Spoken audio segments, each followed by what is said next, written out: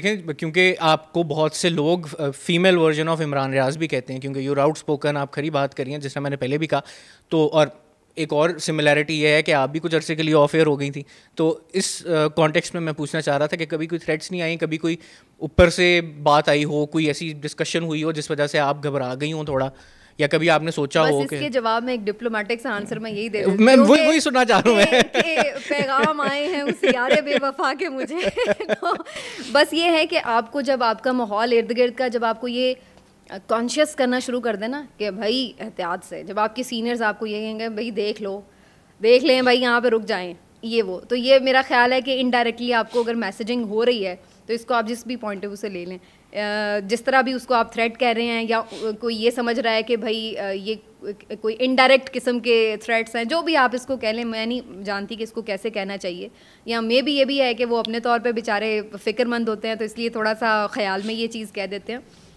लेकिन somehow idea तो है कि जब आप हवा की मुखालिफ सिमत में चलते हैं तो थोड़े बहुत झटके तो आते हैं कहीं ना कहीं से मुश्किल होता है। ऑन दैट पॉइंट झटकों का, पाकिस्तान में प्रेस फ्रीडम की क्या सिचुएशन है, फर्स्ट हैंड एक्सपीरियंस? देखिए, अगर आप अखबारात या न्यूज़ चैनल्स की हद तक बात कर रहे हैं तो बहुत कंट्रोल्ड है इस वक्त। मैं थ्रू आउट नहीं कह रही कि जब से मैं काम कर रही हूँ, बीच में होता रहा है कि आप कह सकते हैं, उसको परसेंटेज दे सकते हैं कि जी इतने परसेंट है, इतने परसेंट है, इतने परसेंट है, लेकिन इस वक्त तो बहुत कंट्रोल्ड है हमारा जो मेन स्ट्रीम मीडिया है, चाहे वो हमारे अखबारात हों या चाहे हमारे मेन स्ट्रीम चैनल्स हों। प्रॉब्लम ये है कि उसकी कंट्रोल्ड रखने का अब उस तरह से इम्पैक्ट नहीं आ रहा। उसकी वजह ये है कि सोशल मीडिया को आप उस तरह कंट्रोल नहीं कर पा रहे।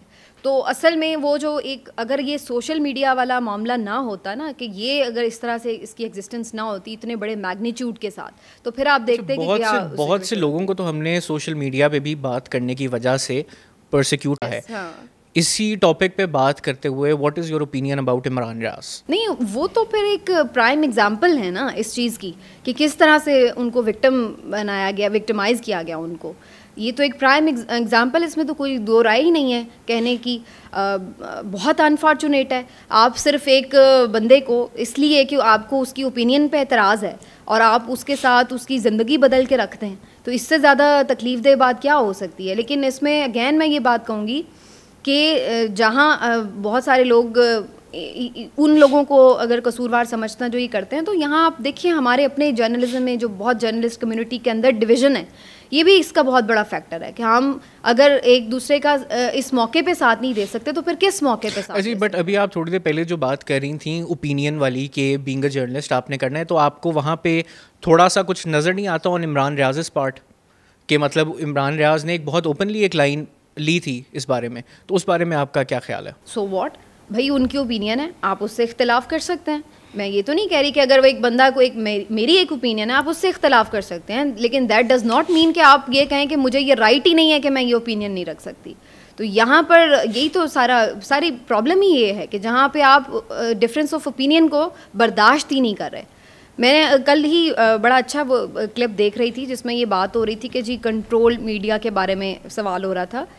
मैं जर्नलिस्ट का नाम स्किप कर गई हूँ, लेकिन वो बड़े यानी वर्ल्ड रिनाउंड जर्नलिस्ट हैं, उनकी तरफ से ही बात थी। उन्होंने कहा जहाँ जिस मुल्क में बैठे हुए आप जिसके ऊपर तनकीद नहीं कर सकते, तो फिर आप बस समझ जाएं कि वहाँ पे किसका कंट्रोल है। तो ये एक सिंपल सी डेफिनेशन है और आप हर उसमें लगा के देख सकते हैं। और बिल्कुल इस तनकीद के कॉन्सिक्वेंसेस भी हम सबके सामने हैं। बिल्कुल। आपको क्या लगता है कि सोशल मीडिया ने पिछले 5-7 सालों में जर्नलिज्म को कैसे अफेक्ट किया है, and is it the future?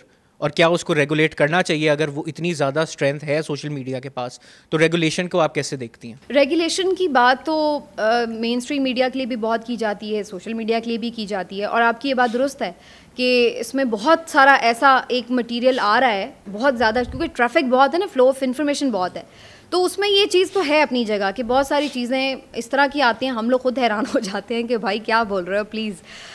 तो वो एक ऑब्वियसली एक चीज़ है, लेकिन उसकी रेगुलेशन फिर अगेन वही बात है कि हमारे यहाँ हर चीज़ इतनी मैनिपुलेट हो जाती है कि अगर हम उसका इख्तियार किसी दूसरी बॉडी को दे दें कि भाई ये रेगुलेशन इस तरह, तो उसके बाद फिर उसका वो मिसयूज शुरू होता है कि जिसका कोई हिसाब नहीं, वो फिर अगेन उसमें आ जाएगा अब्यूज ऑफ पावर बन जाता है। तो ये चीज़ है, तो इसको एक फ्रेजाइल मामला है, इसको इस तरह से देखना चाहिए कि उसकी फ्रीडम भी ना ख़त्म हो।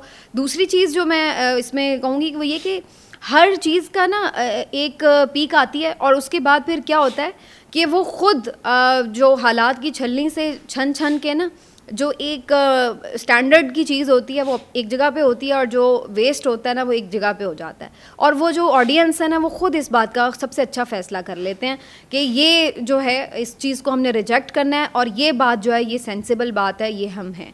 आप देख लें शुरू में पता नहीं क्या क्या बिक रहा था सोशल मीडिया पर, क्या क्या चीज़ों के आ रहे थे, लेकिन अल्टीमेटली अब वो एक आपको नज़र आएगा कि बिल्कुल आप बेतुकी और बिल्कुल बेपरखी उड़ा रहे हैं, तो लोग उस चीज़ को आहिस्ता आहिस्ता से रिजेक्ट करते चले जा रहे हैं। तो ये अल्टीमेटली जो आप वो बात करें ना कि जो एक चेक हो जाएगा या उस तरह, तो वो लोग जो है वो खुद भी एक चेक रखना, कंज्यूमर जो है वो बेस्ट जज है इस बारे में, फैसला कर लेते हैं। अच्छा, आपके नज़दीक प्रोपेगेंडा कितना बड़ा मसला है? मेन स्ट्रीम पे भी, सोशल मीडिया का तो आपने बता ही दिया, मगर मेन स्ट्रीम में और अखबारों में आपको लगता है कि प्रोपेगेंडा स्टिल एग्जिस्ट? प्रोपेगेंडा कुछ पार्टीज की तरफ से किया जाता है, मेन स्ट्रीम मीडिया में कुछ पार्टीज की तरफ से प्रोपेगेंडा किया जाता है। प्रोपेगेंडा, इसके बारे में आपको ओपिनियन क्या है? क्योंकि बहुत से लोग कहते हैं मेरा तो ख्याल है कि ये तो क्वेश्चन ही नहीं है, ऑफ कोर्स किया जाता है। मतलब आप पिछले 5 महीने से क्या देख रहे हैं हमारे टीवी चैनल्स के ऊपर?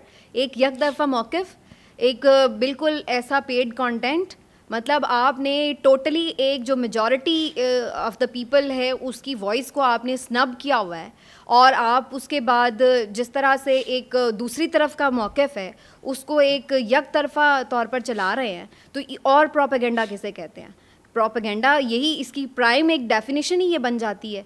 बात ये कि अगर आप एक फेयर चांस दे रहे हैं, दोनों ओपिनियंस को आने दें and let the people decide कि भाई अब वो किस पे बिलीव करते हैं। लेकिन जब आपने एक के आगे बांध दिया और दूसरी तरफ से आप जो चाहे फ्लो ऑफ इंफॉर्मेशन दे के एक वन साइडेड किस्म की पिक्चर पोर्ट्रे कर रहे हैं, तो व्हाट डू यू थिंक कि ये फिर कौन सा, इसमें तो क्वेश्चन ही नहीं रह जाता कि प्रोपेगेंडा। डिफरेंस ऑफ ओपिनियन पे आपने क्रैकडाउन की बात की, coming back to Imran Riaz, आपकी उनसे मुलाकात हुई है जब से वो वापस आए हैं? उसके बारे में थोड़ा हमें बताइएगा। नहीं, ये बहुत हार्ट रेंचिंग था ऑफ कोर्स। मतलब मैं उनसे उससे पहले भी मिल चुकी हूँ और मेरी उनसे कई दफ़ा मुलाकात भी हुई, कभी कभार बातचीत भी हो जाती है। How is he doing now? अभी तो वो थोड़ा बेहतर हैं, लेकिन स्टिल मतलब मेरे लिए इस क्वेश्चन से ज़्यादा इम्पोर्टेंट नहीं है कि वो इस तरह हुए हैं क्यों।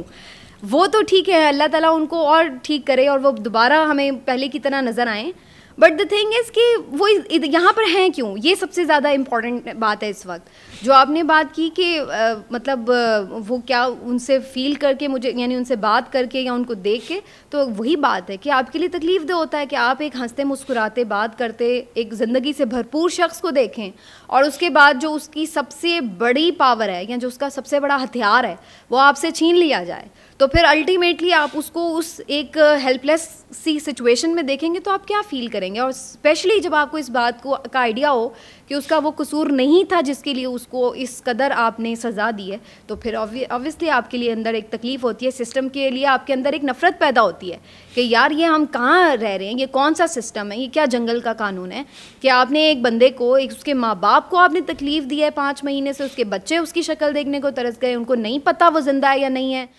one of many examples. Exactly. और फिर उसके बाद आप उसको जब वापस भी भेज रहे हैं तो वो पहचान में नहीं आ रहा। मतलब 40 साल के अच्छे खासे नौजवान और ज़िंदगी से भरपूर सेहतमंद शख्स को आपने 60-70 साल का एक बाबा बनाकर उनके घर में वापस भिजवा दिया। क्यों? क्योंकि आप एक मैसेज देना चाह रहे हैं कि यार ये आप एक एग्ज़ाम्पल बनाना चाह रहे हैं कि अगर आप नहीं बाज आ रहे हैं या बिल्कुल हवा के मुखालिफ सम चलने से नहीं रुक रहे हैं तो आप फिर ऐसे हो सकते हैं। तो ये आप एग्जाम्पल देना चाह रहे हैं, तो व्हाट्स दिस, इसके ऊपर आप क्या बात करेंगे? ऑफ कोर्स ये एक बहुत दिल गिरफ्तार होने वाली बात है, लेकिन एक चीज़ मैं ये बता दूं कि जहाँ मुझे उनको देख के वो हुआ, मैंने उस बंदे की आंखों में जो चमक देखी, जो मैंने उसके चेहरे की मुस्कुराहट देखी, जो मैंने उसका एक एक्सप्रेशन देखे, पैशन, ऐसा नहीं है कि वो इस सारे ट्रॉमा के बाद वो कुछ दुबक के यूँ अंदर बैठा हुआ है कि किसी को फेस नहीं कर सकता और वो बस बिल्कुल सब कुछ छोड़ छाड़ के उस तरह हो गया है। वो उसके अंदर एक लाइफ है और वो कम बैक करेगा।